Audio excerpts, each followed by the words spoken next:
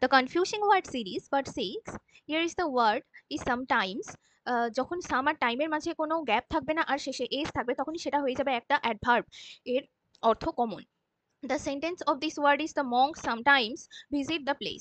মানে মঙ্করা কখনো কখনো এই জায়গাটাতে ভিজিট করতে আসে। And the next word is sometime. এটা একটা adjective.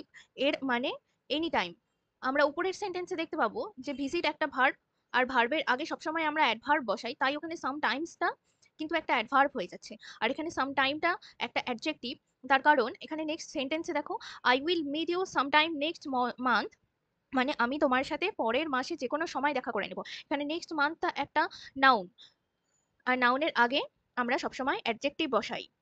And the last word is some time. সামের পরে একটা গ্যাপ আছে, তারপরে টাইম। এখানে টাইমটা একটা নাউন, আর নাউনকে আমরা সবসময় অ্যাডজেক্টিভ দিয়েই তার দোষ বা গুণ অবস্থা বোঝাই।